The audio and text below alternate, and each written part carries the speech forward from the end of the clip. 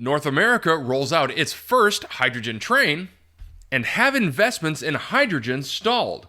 I'll go over all of this on today's Hydrogen Podcast.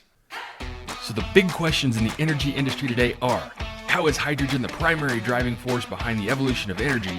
Where is capital being deployed for hydrogen projects globally? And where are the best investment opportunities for early adopters who recognize the importance of hydrogen? I will address the critical issues and give you the information you need to deploy capital. Those are the questions that will unlock the potential of hydrogen, and this podcast will give you the answers. My name is Paul Rodden, and welcome to the Hydrogen Podcast. In an article in Smithsonian Magazine, Molly Inking writes, North America's first hydrogen-powered train will debut this summer.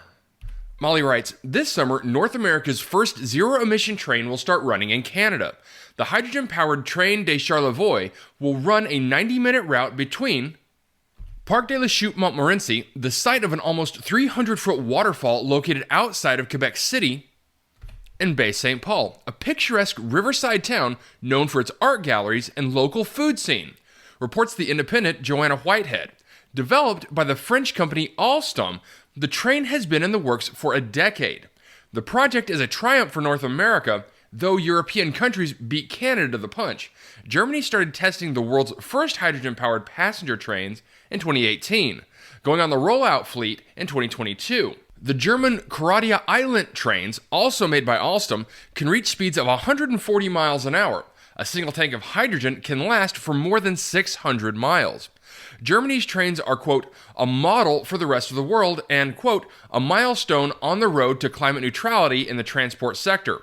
This is according to Stephen Weil, president of Lower Saxony, last summer per CNN's Julia Buckley. Canada's train de Charlevoix will reach speeds of up to 85 miles an hour while emitting only water vapor. This reported by AFAR magazine's Bailey Berg. The trains are powered by combining hydrogen with oxygen. Now, particularly in Europe, electric trains are becoming an increasingly common, sustainable alternative to diesel-powered trains. But, as Smithsonian Magazine's Sarah Kuda wrote last year, electrifying trains can be a challenging and expensive solution, sometimes making hydrogen more realistic. According to a statement from Alstom, since 2018, its hydrogen-powered trains have traveled more than 100,000 miles across 8 European countries. Now, the company is positioned to expand across the Atlantic. And a quote from Michael Carroll, president of Alstom Americas, in a statement, with only 1% of the networks electrified in our region, this technology will provide an alternative to diesel. This project will demonstrate our capabilities to provide more sustainable mobility solutions to customers, agencies, and operators, as well as to passengers. It will also provide an extraordinary showcase for Quebec's developing green hydrogen ecosystem. Service on the trains will begin on the morning of June 17th. Starting in Quebec City, the train will stop at 7 riverside towns on the way to Baie Saint Paul, which it will reach in the late afternoon. Okay, so some very exciting news for Canada, in that they get to be the first country in North America with a hydrogen-powered train. Now, I know for a fact that there are some companies here in the US that are working on getting hydrogen-powered trains on US rail.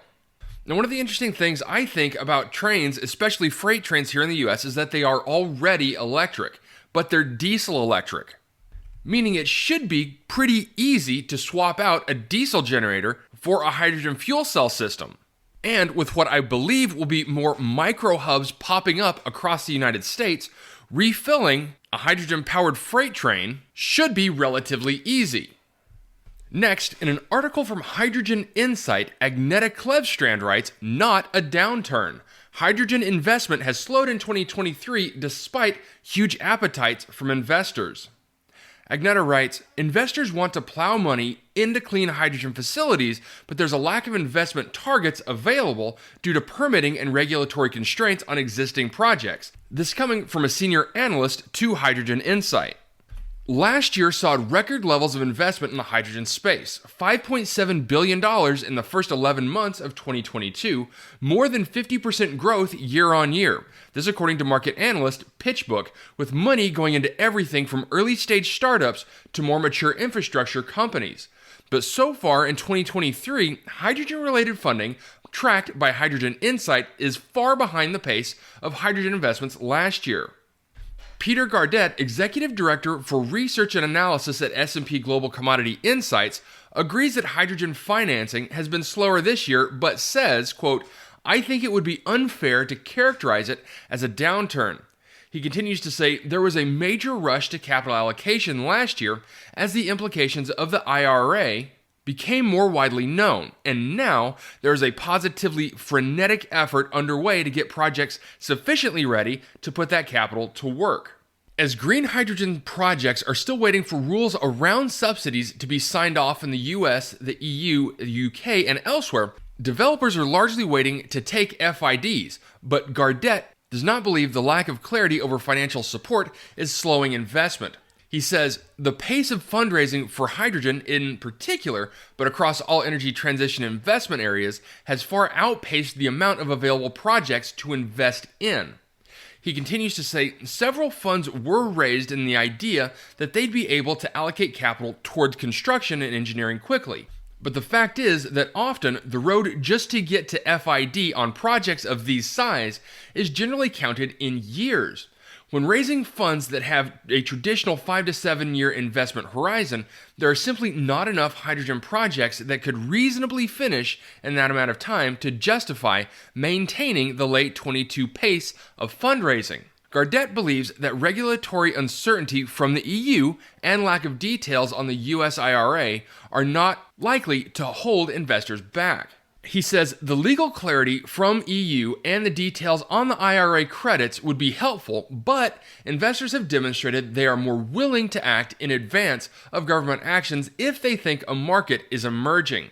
He also says the issues here are technical constraints on large projects, including the regulatory hurdles involved in permitting new physical infrastructure more than anything.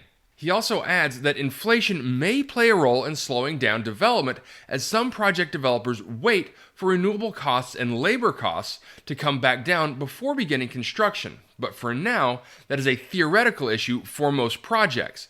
They're simply too early in the scoping and planning stages to even begin thinking about that. The constraints here are simply the scale and complexity of large projects. As they proceed, follow-on financing will be raised and project financing arranged, and that will be a better test of capital availability for hydrogen. He finishes by saying, "I have heard some project financiers say that the cost of renewables today is high enough, in part because of competition from power producers, that hydrogen from natural gas with CCUS outcompetes hydrogen from renewables. But they are hesitant to invest in a natural gas-derived technology because of the extreme price volatility overall. That may be slowing down their investment as they look for renewable cost declines to resume again, but it is not the main factor." Okay, so really a great article and a great interview from S&P and Hydrogen Insights. And really what I want to focus in on here is this last paragraph, because it's something that I've talked about before, but it's been quite a while, and that's the price volatility of natural gas, especially in terms of methane reformation for hydrogen. And what can be terrifying for an investor right now is looking over the last 2 years of natural gas prices. When roughly about May of 2021, natural gas spiked and continued to spike until September of 2022, when the price reached $9.95 per MMCF.